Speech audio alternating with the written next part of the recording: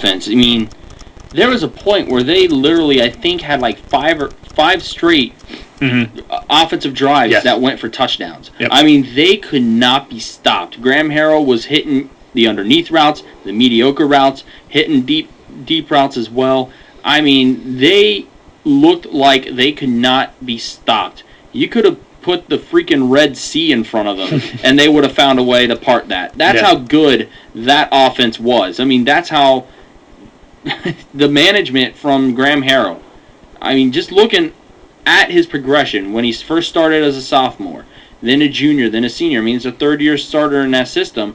It's just amazing to me, even with that said, he being a third-year starter, that he was able to grab a hold of this offense and literally write the books on how to run this pass spread offense and the way he's been playing. It's like having an offensive coordinator out on the field when you're Texas Tech. Yeah, and I'm glad you mentioned that, Rob, because it is not the most simplistic offense. It's a very complicated offense that he runs. And you're absolutely right. He does almost act like a offensive coordinator out there. And the thing even that I've noticed from last year to this year even is just his arm is so, he's such a good pocket passer. And the way he, granted, when you have the ability to throw to the wide receivers that he has, that always helps. But, just to watch him connect with his wide receivers is almost a joy. Yeah, looking at the Big 12 standings, of course, Texas Tech undefeated. But then, like we mentioned, you have Texas and Oklahoma sitting there at 5-1. And if Texas Tech loses that, there's that three-way tie with one loss in the conference, like you and I were talking about last week. So that's something to keep an eye on. Like I said, the 22nd of November is when Texas Tech has to play Oklahoma, and I will guarantee you that is going to be a game where you're going to have a lot of distractions, a lot of storylines going into this. Again, we call Oklahoma Choklahoma because they're not exactly that well off in their bowl games. However, when it comes to conference games like this, and when they are facing programs that they are accustomed to facing, it is a different Oklahoma team, and never, ever count Bob Stoops out of those type of scenarios. They have that little covered wagon running all over the field, that little song that they say is going to be playing, and, a song they're going to be ready to. A song you were accustomed to, sir. I know. They're going to be ready, but I think, again, it's like I said, it's so hard with the Big 12, too, because you got to look at, the trendy teams. And like we said, Texas looked unbeatable for so long. In the beginning of the year, we thought Oklahoma looked so good, then Texas looked so good. And Texas Tech just looks like they're on fire right now. And as good as Oklahoma is, and don't discredit Sam Bradford either, because he's been lost in the mix for this Heisman discussion. He's got a chance to not only put his team back in the national title picture next week, but to put himself squarely in the Heisman hunt. So you don't kid yourself that think that Oklahoma's not going to come loaded for bear, and I don't think anybody really does. But what happens? What kind of statement if Texas goes up to Norman? If Texas Tech goes up to Norman now, and they handily, I'm not going to say they can pound Oklahoma, but they handily beat Oklahoma. What kind of statement is that about this Texas Tech team? Yeah, I basically say if they do beat Oklahoma, their last game is against Baylor. They are going to be into the Big 12 championship. This is the biggest hurdle that they got to jump over to get to the Big 12 title. Now, switching to the second best conference in the nation, the SEC, and Bama. God, that's got a nice ring to it. Yes, it does, actually. And, you and I both said at the beginning of the year the Big 12 is going to be the most entertaining and best conference to watch this year because of all the quarterbacks that they have and, of course, all the playmakers that they own as well. But, let's go to the SEC now. And Alabama dodging a bullet in Baton Rouge, Louisiana. A big bullet. Big-time bullet. You felt the switch in momentum when that field goal was blocked and it was forced into overtime.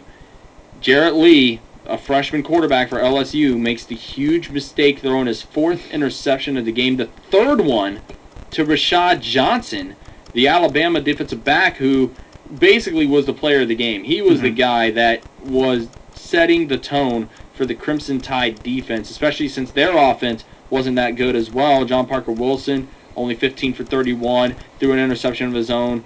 Wasn't a good outing for him. However, he was able to manage it and keep Bama close into it. And that was a game where Nick Saban was depending on his defense to make something happen and get out of Baton Rouge with a W and remain number one in the nation. Yeah, that was a huge... I think if you're Nick Saban, you really appreciate your team even more now because obviously we know the storylines there. It was just a huge game for Alabama. Like Ryan said, that interception was so crucial, and Alabama is finding ways to win. You can't discredit that. They are young, and at the time where we thought that youth and inexperience may start to hurt them, it hasn't yet. And, they went into LSU, which we all knew was not going to be an easy place to go into and play, with their head coach, who was a former LSU head coach for the first time, going back to LSU for Saban, and his team, his young team, came out of there with a hard-fought victory. And, I think for him, that's got to be a tremendous bond between he and his team, that they were able to go down there and not only get the win, but, do that for him in that fashion. Don't you think for 1 second that everybody at LSU didn't want to spoil Alabama's season? Oh, yeah. I mean, I thought it was pretty funny as well when John Parker Wilson ran one into the end zone in, the first half, and he kind of mimicked to the fans, "Call me." Yeah. Because you know how LSU has the reputation of getting the opposing quarterback's phone numbers and just blowing up their cell phone. So I thought that was pretty cute and pretty funny.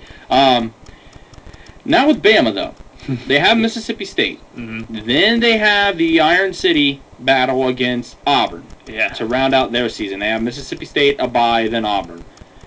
Don't think that this is a gimme for Bama, because Auburn, as bad as they have been all year, they will still come out ready to play against Alabama. Yeah, that's a pitfall game. They will know what is on the line, and they will do whatever it takes to spoil Alabama's chances of getting to the national championship. The SEC's already set. It's going to be Bama and Florida in the SEC championship. That's already set and ready to go.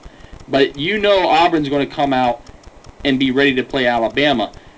What does Alabama, and it sounds weird saying this because you're usually not trying to pick out what the favorite needs to do to win a game, but this is a very big pitfall. This is a huge trap game because of what Auburn does bring in that game.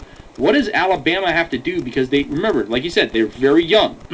And Nick Saban, obviously, regardless of what you say about him personally, he is one hell of a freaking college football coach. Yeah. He will get the job done. What does Bama have to do to avoid that trap game? And you can kind of say the same thing about Mississippi State as well, because they've been playing teams relatively tough in their conference. Yeah, and I'm glad you mentioned that, because I think both of these games are trap games. Now, don't get me wrong, I think Alabama obviously should be able to beat Mississippi State, but I think, again, this is a young team. And, we talked about Texas Tech having to watch the pitfalls. This Alabama team is even younger than Texas Tech. So it's so hard, though, because I was a critic of Alabama for that fact, the youth. And not a critic, but I just thought at some point reality of youth and inexperience would set in, and we all kind of thought this team was a year away anyway. Yeah. They just got to keep doing what they're doing, and I know that sounds like an easy way out, but, I mean, look, they just kept continuing to do what they did yesterday. They stuck to their guns. They stuck to the defense. Saban does an excellent job. I got to say that. I may not be the biggest fan of his, but he does an excellent job with his defensive packages, switching them in and out. They just have to continue to play their brand of football and make it to that SEC title game, and then, it's... all bets are off when you play Florida. So, we'll see who's the last team standing in the SEC. But I think that Auburn game, like you said, even though Auburn has not been playing the best, they're going to have a chance to play spoiler also. And, you just hope that inexperience.